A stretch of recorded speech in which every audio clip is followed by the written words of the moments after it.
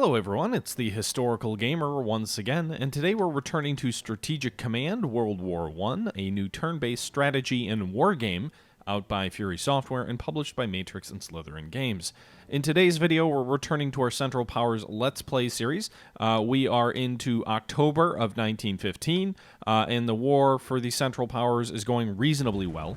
We're driving deep into Greece at the moment. Hopefully we'll overcome them with relative ease. The Italian front has largely become a quagmire, which serves my purpose. The Western front is less of a quagmire. The Entente Powers declared war on Belgium. Then when that wasn't enough, they declared war on the Netherlands. Belgium has since surrendered and all of their troops have been destroyed, but the Netherlands actually have 5 or 6 corps that are currently battling the wretched allies on our side. So things are going reasonably well there. We're holding the front. We're wearing the enemy down, I think. The French army keeps shrinking in size, so I'm assuming that they're losing more men than they're taking. The British army is still pretty strong, though, and so that means they could land amphibiously in Denmark or other places. Fortunately for us, the German Navy is still very strong as well, and that should help prevent any such dastardly Allied plans. The real Central Powers success has been in Russia. We've taken a bunch of key cities: Warsaw, Brest-Litovsk, Vilna, and we just took Minsk. We've broken through their lines and are driving on Kiev in the south, and overall things are going pretty well for us in this war. The problem as we advance deeper into Russia is supplies. We simply don't have enough, and that's something that we're kind of struggling with how best to cope with. For the moment, it's not going very well. We're just not advancing very quickly because of supplies, and it's almost winter, so I would imagine driving further into Russia may not be the best strategy, but the goal has to be to knock Russia out by early 1916 at the latest. They've already had the Russian Revolution, but we chose not to send Lenin deep into Russia, so I think for them to surrender, we've got to get their national morale down to 0. They're at 28%. It's going to fall a little bit more with the fall of Minsk. I don't know if we actually have to take their capital or not to force them to surrender. I'm also debating sending naval assets into the Baltic to try and engage their naval warships, because that can be a big hit to national morale as well. That's the situation. We're ready to end the turn. We're going to move into the next month as we go ahead and end the turn and see what the AI has in store for us. The capture of Salonika boosts Austro-Hungarian national morale. Good. The loss of Minsk reduces Russian national morale. We have a new U-boat section being built, and it has been suggested that we complete its construction at Pola in the Adriatic. Sending the men and materials to finish it in this Austro-Hungarian port will cost us 50 MPPs, and it will deploy there next February. If you decide not to send it to the Adriatic, then it'll deploy in the Baltic in December. Would you like to send them to the Adriatic? I think yes. The Germans sent multiple U-boats to serve from Austro-Hungarian bases, and because some types were too large to be completed, they arranged for some of the boats to be built at Pola by German workers. Yes, I need more naval strength in the Mediterranean. Another update. The Bolsheviks in Finland are gaining in strength and threaten to overthrow the forces of law and order led by General Mannerheim. Major General von der Goltz therefore proposes to lead an expedition to Finland to assist Mannerheim's forces in the battle against the Reds, but sending it will cost 75 MPPs. With Mannerheim securely in control of Finland, we would then be able to commence trading with that country, and therefore the economic benefit in the long run could outweigh the initial cost of the expedition. Would you like to authorize von der Goltz's expedition to Finland? Von der Goltz's Baltic Sea Division landed in Finland in April 1918, and it swiftly captured Helsinki, driving out the revolutionary forces. The Germans then remained in Finland until the war ended. Without German intervention, it's probable that the Whites would have struggled to overthrow the Finnish Bolsheviks, so the history of this country in the 20th century could have been radically different. That's interesting. So, like, in the midst of a war, we want to send a corps to save Finland from the Reds. I think that's a good idea. We've already decided not to send Lenin to Russia, and we definitely don't want to see Bolshevik sentiment spread into Germany, even though it's growing in strength throughout the rest of the world. So I think the Reds are a big threat to Germany, because if we can't crush the Russians quickly, then we risk the very same historical outcome that happened in Germany, where you have revolutionary sentiment increasing and increasing and increasing the longer the war goes on. So I will send his troops to Finland. Von der Goltz and Mannerheim defeat the Bolshevik forces in Finland. Do we actually get like an army in Finland, or is it just stay neutral? Austro-Hungarian saboteurs strike at Italian ports. Nice. Foreign Minister reports diplomatic success. Romania is swinging 5% toward the Central Powers. Entente raiders disrupt Finland. So we need to go check out the Finnish Central Powers commerce line. That's another way to potentially get food and trade and other things that'll help our national morale and get around the British blockade. English cricketer W.G. Grace dies at age 67. I don't know who you are, sir, but you got a sweet-looking beard and dog there. John Buchanan's spy novel, The 39 Steps, is published. Again, a lot of this history is lost on me. Nice. We get up to 17 economic points from Finland. Okay. So the trade actually would pretty swiftly outweigh the cost. Just give it like 4 or 5 months. Wait for the Christmas Mannerheim steamroller. Yes.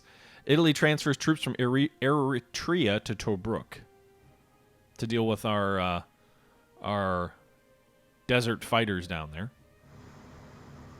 As a reminder, we destroyed a Italian battleship last turn. That was pretty sweet. Meanwhile, enemy destroyers are moving around in the Adriatic. Russian headquarters units and troops are moving around. Moving around town.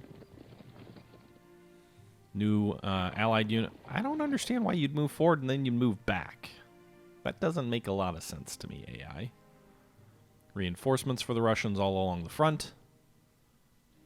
The one thing I'm not investing in really at all is like air power or other technologies. I have invested in tank technology, but only loosely. So we could run into some trouble if the enemy starts making tanks. They've already made quite a few aircraft. The AI does seem to like investing in other things like that. Italian destroyers moving north of Tirana. I don't have any troops along the Baltic coast, so I get a little nervous that they do some kind of amphibious landing to take various ports. A lot of air attacks on that one German unit there. Wonder if the Allies are going to attack there. No, but they are going to pound this German corps with a lot of artillery. Well, actually, they're going to pound the corps in the north with a lot of artillery. Holy cow, that's a lot of artillery.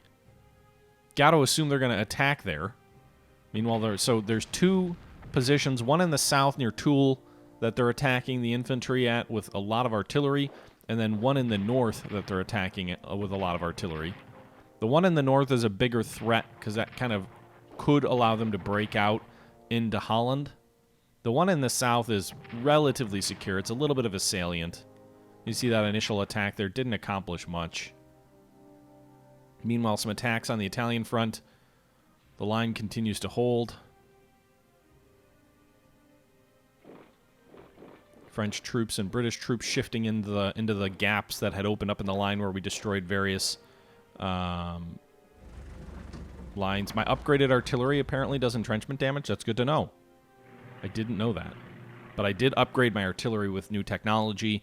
So we have level 1 artillery. We've also got quite a bit of it. We've got 4 artillery units on the Western Front. I think that's more than the Allies have.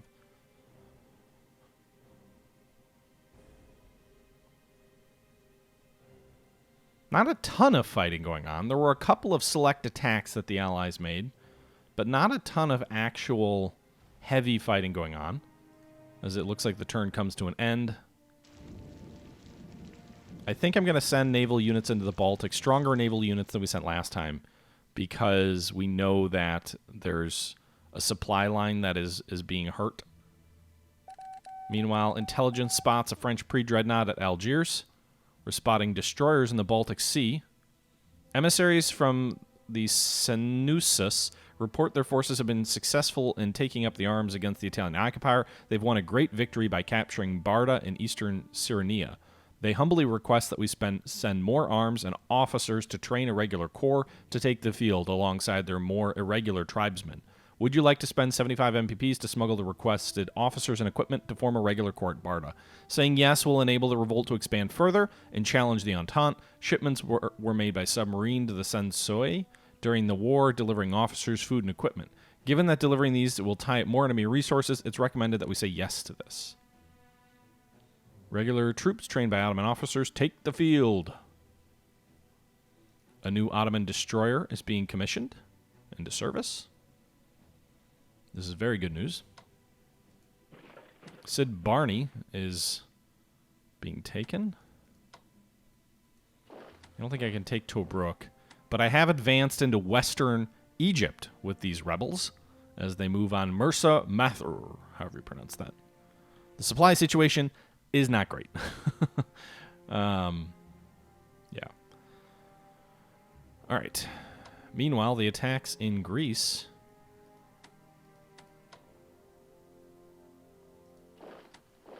So we took Corfu, which is a primary source of supply.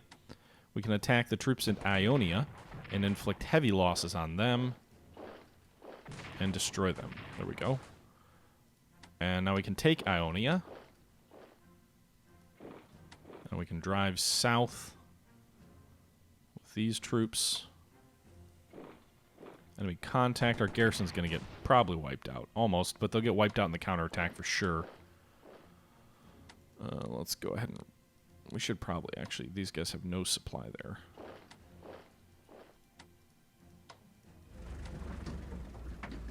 Alright.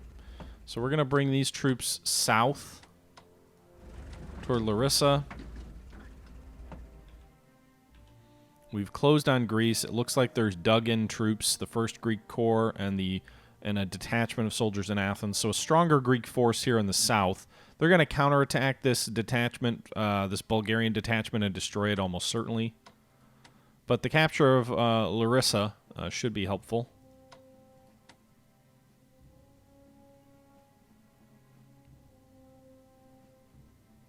Okay.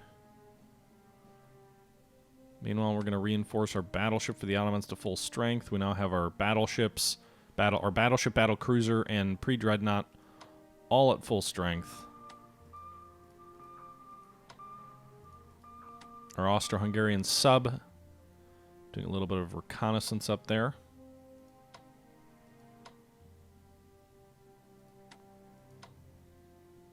I really would love to take this city over here if I could. The morale of these Russian troops is really low, but I don't want to attack it quite yet. I think I'm going to reinforce my troops, and then we'll attack next turn if we can. If we don't take too much damage in the enemy counterattacks.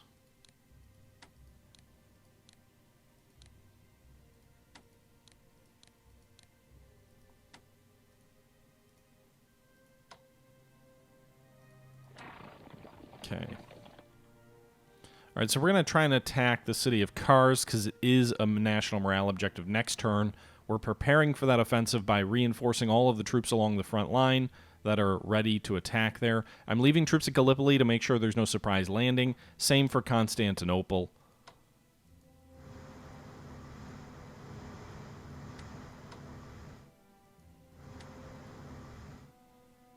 Alright, so clearing the eastern edge of the Bosphorus from any Russian designs there. I'm also leaving troops in Smyrna again because I'm afraid of an amphibious assault against us.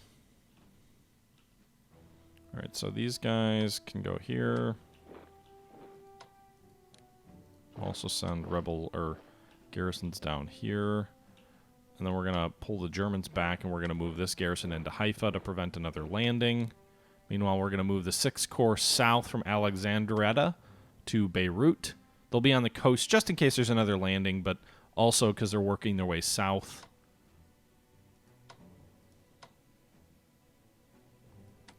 Reinforce these Austro-Hungarian troops. And then we're just going to... I guess we can't reinforce these guys because they don't have good enough supply.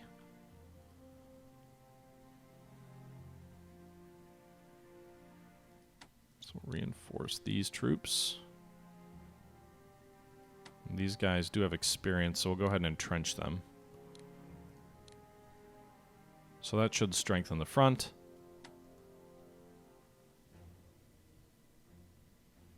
Okay. So the Greek front's done. Maybe move those guys down to Tirana.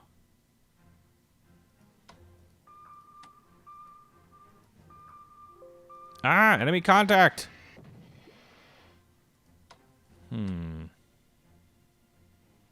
Do we want to try and go for him?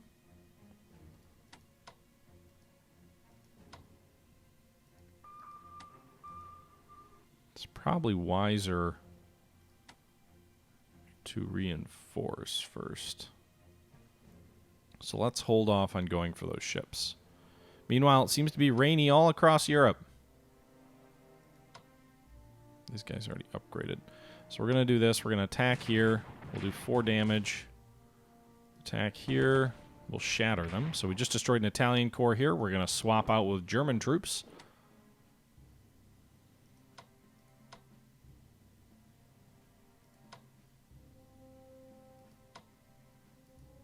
Okay.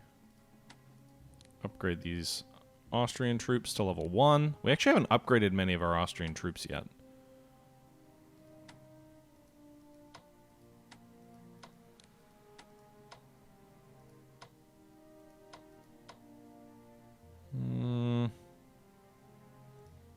We'll attack here.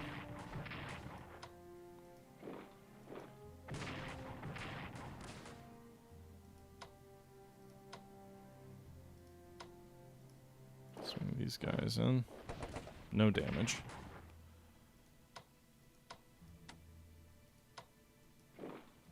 Alright, so we advance down here, probably to no cause. They're going to get counterattacked and they're not in trenches. But we did destroy one corps and mangled another.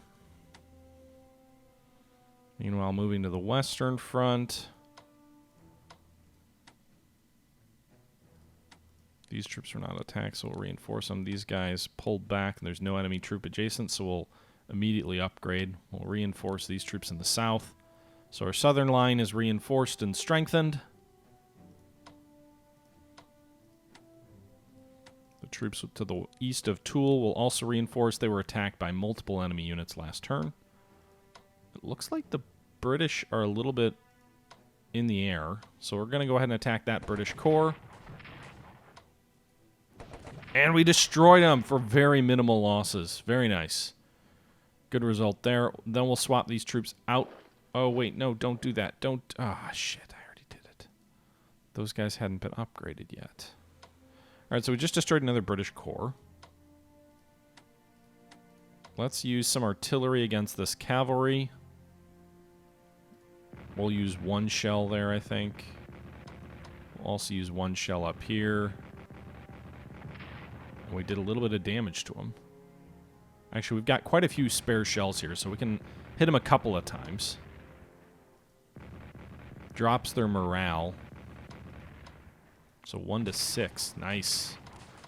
Very happy to take that trade. Just destroyed a British cavalry corps.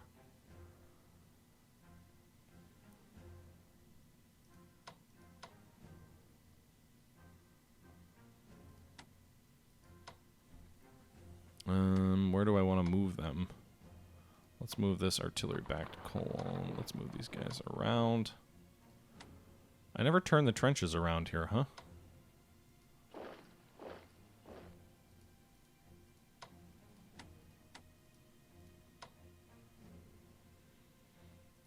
Okay, these guys have 5 shells.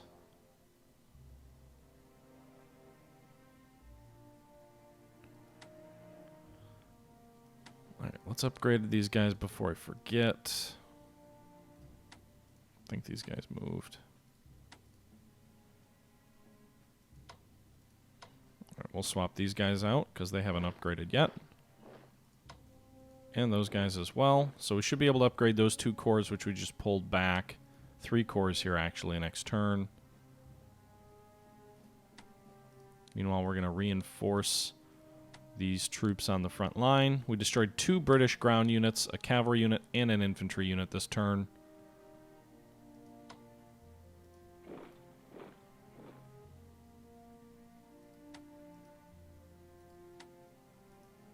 Okay, most of our units are at full strength. We're going to swap these guys so we can upgrade this guy next turn.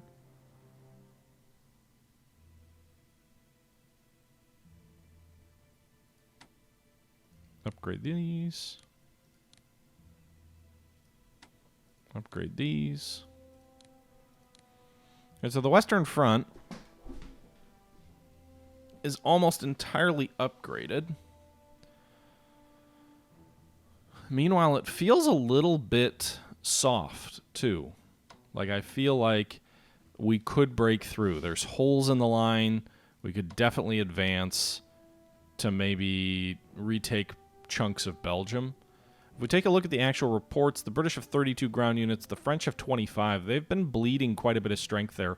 The Russians actually a little bit stronger this turn than they were last turn. They still have 35 ground units, although I have no idea where most of those are located. That probably does it for the Western Front.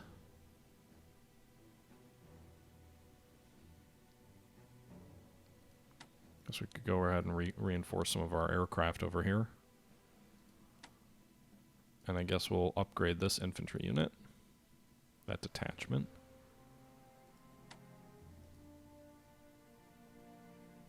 Okay.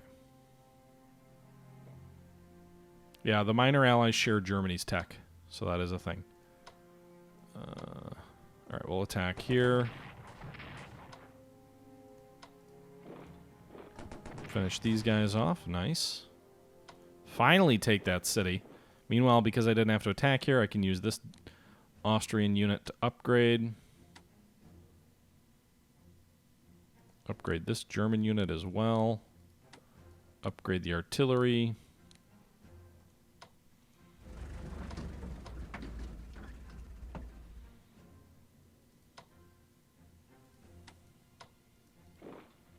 Okay. Can I reinforce these guys max? No, I can't.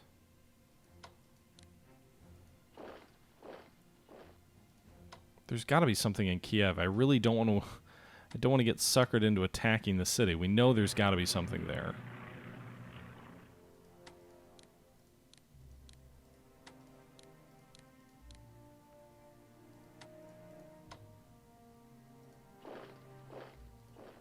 There's got to be something in Kiev. There's no way the city is empty. Well, if there wasn't, then there is now, I guess, or there will be now. I made the assumption that no one was there. Now I don't have any movement points to seize the city. Jeez, that was stupid.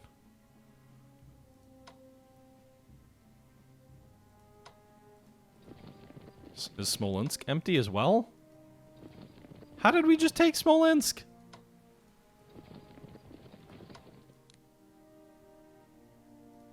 Alright, I'm going to force march these guys forward.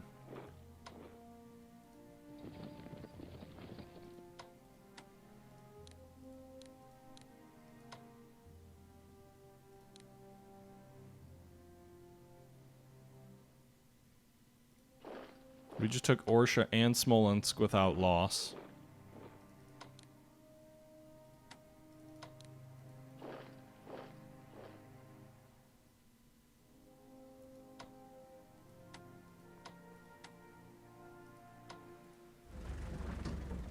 Okay, I don't know. Does anybody know what the yellow means? Does that mean they're linking, like, via rail with supply?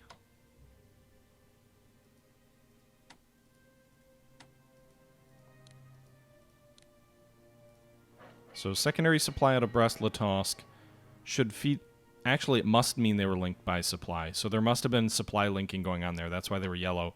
Because now that I railed these guys... Well, no. It still shows yellow. I don't know what the yellow means. But they must be supporting each other somehow.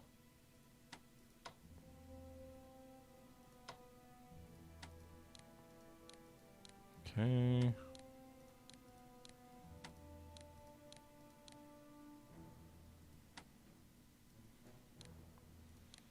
Upgrading units that I can. Reinforcing where I can't.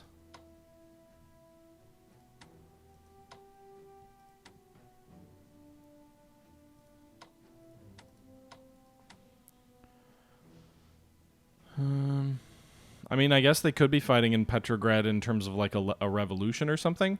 Russian national morale is down to 25%. We just took Smolensk, so that's going to give them another penalty. Now, they could counterattack. The First Corps morale is really low, but our supply in Smolensk is also, like, non-existent.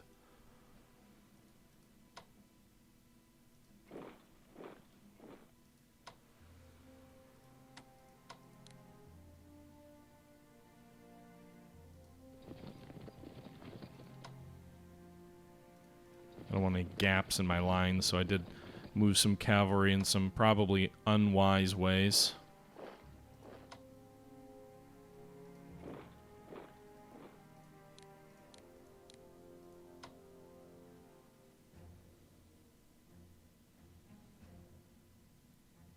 I just don't know where any supply sources are. That's the problem. I mean, maybe we can take Kiev next turn, too. I just don't know.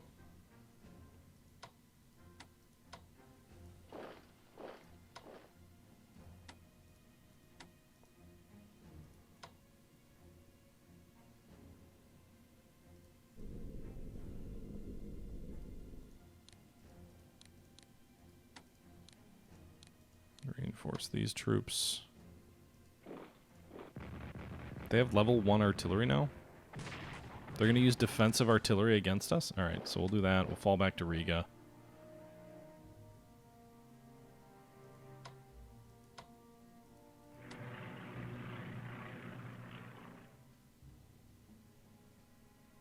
I'm just not sure the best way to link supply going forward. I feel like I need one more headquarters. Like, if I put an HQ in Brest-Litovsk, we put one probably in Minsk, maybe, although I don't know how many hexes you have to be to the next one, and then maybe the Minsk one in Orsha. The supply situation here in the west is much better, but we're near sources of supply. I'm hoping these are the actual supply numbers next turn, because that would indicate an improvement. And then if this is true, if this is a 10, I'll move this guy forward to Minsk, then I'll move this guy forward to Orsha, and that may... Again, I don't know exactly how supply linking works, but I think it is a thing.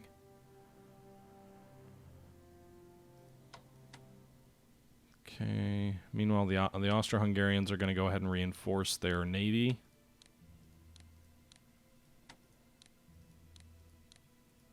Get everything back up to full strength. Or everything that can. Corfu falling should help the advance in Greece as well, since that's a primary source of supply.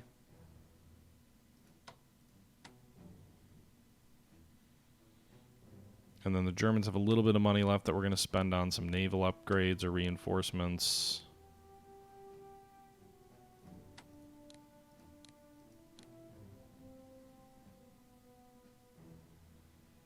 Okay.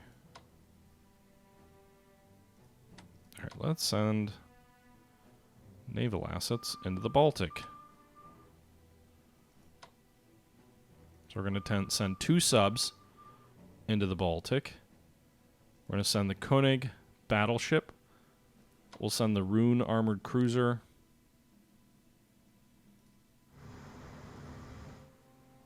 We'll send the König battleship.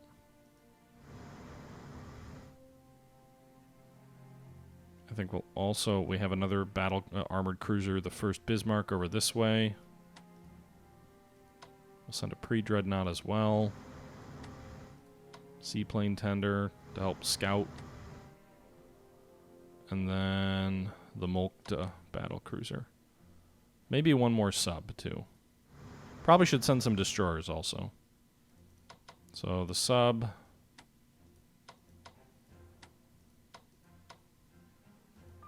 U-39 is at 100%, and then we'll go ahead and send a couple of destroyers out here, too.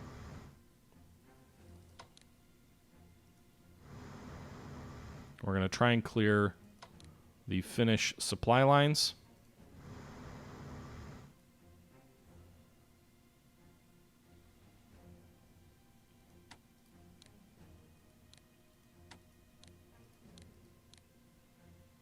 Okay, so we'll consolidate our fleet a little bit more by Heligoland. Since we're sending a large number of our capital ships, let's send this light cruiser out this way too. In the Baltic. So a large portion of our fleet is heading east, hopefully to crush the Russians. Hopefully that has some morale impacts.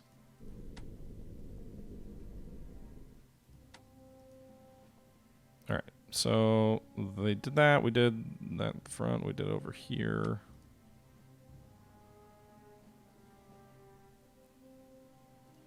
Already reinforced these guys. So the Ottomans still have 182 income. I think what we can do is we can probably purchase a unit with the Ottoman money, although maybe we should look at the research. What are the Ottomans researching? Not much, 305. Infantry weapons they're researching. They haven't really researched artillery. Probably naval warfare. Maybe naval weaponry. It seems silly for the Ottomans to research naval weaponry. Probably better off with infantry warfare. So we'll invest a second chit there.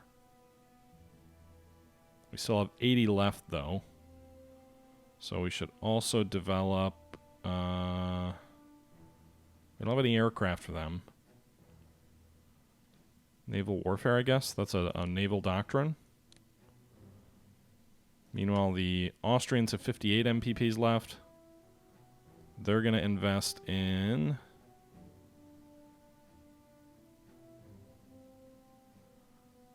logistics.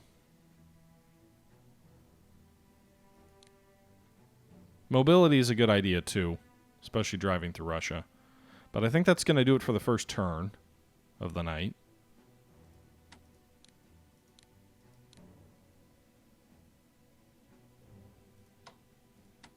So let's move forward to December and see what happens. All right, everybody, that's going to do it for this episode of Strategic Command World War I, a new game by Fury Software and Matrix Games. We just ended our turn to move from November into December. The war on the Russian front is going pretty well. The war all over is going reasonably well, but we will pick things up next time as we look at the turn replay. So with that being said, I hope you guys enjoyed. This is the Historical Gamer, as always, saying once again, thank you for watching, and until next time, I'm out.